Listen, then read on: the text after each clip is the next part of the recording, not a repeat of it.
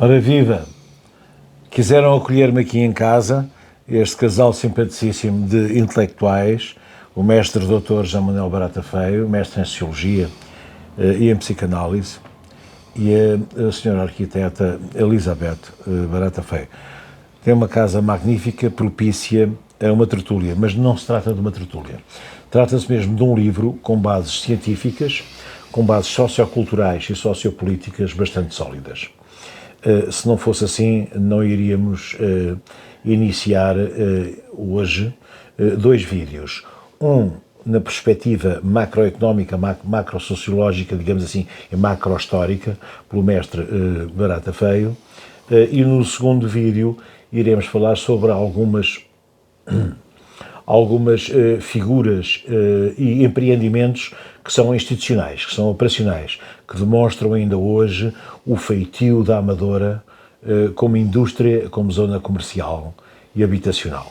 Portanto, vamos começar então pelo contexto. Ilustre mestre, Dr. João Manuel Barata Feio, tenho aqui este apontamento, o livro da Amadora, que isto está a ser feito a três níveis. Primeiro com uma conversa, que não é uma tertúlia, é uma conversa com um livro de apontamentos, à antiga e com rascunho, e depois estes vídeos para darem um formato, um registro e um suporte documental ao livro da Amadora. Então, mestre Barata Feio, a sua tese fala das três classes e fala da evolução das classes ao longo da história, numa perspectiva sociológica, a industrialização da Amadora, a Amadora como polo industrial, com o seu feitio próprio, mesmo antes de ser município, já tinha um feitio próprio, era a Amadora. Quer-nos falar um pouco sobre isso, se faz favor? Sim, quer dizer, eu considero a data 1955, isto é bastante credível pelas estatísticas, embora eu não goste muito de recorrer às estatísticas, mas é em 1955 que se dá em Portugal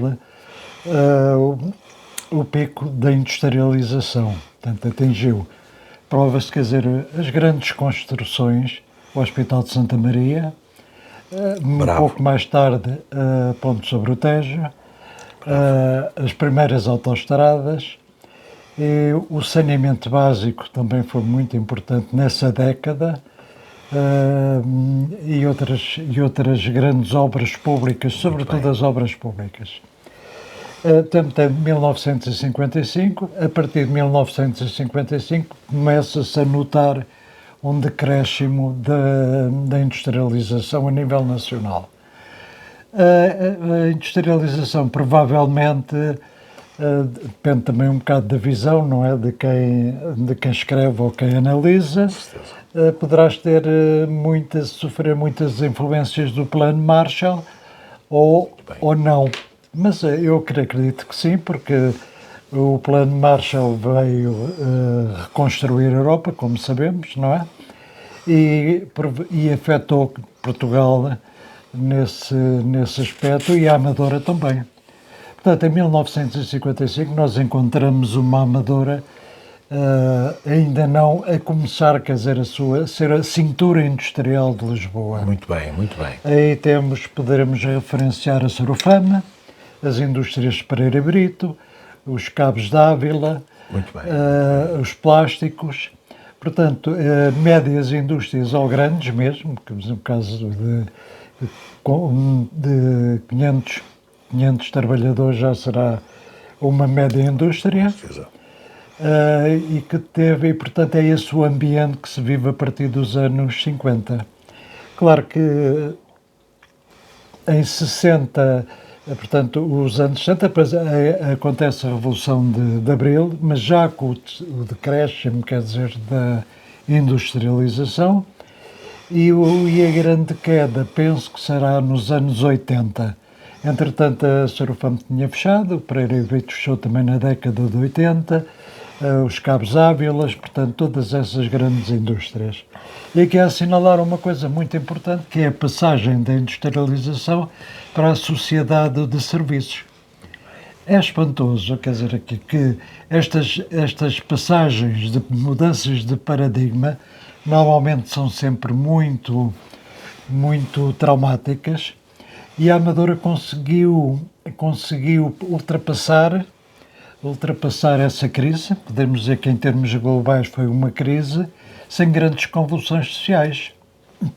Nessa altura estava também em grande crescimento, era uma terra de imigrantes e imigrantes, portanto o fenómeno de trazer para as grandes cidades, que tinha acontecido antes, camponeses, sobretudo camponeses, e também alguns pescadores, mas sobretudo camponeses que se operarizaram.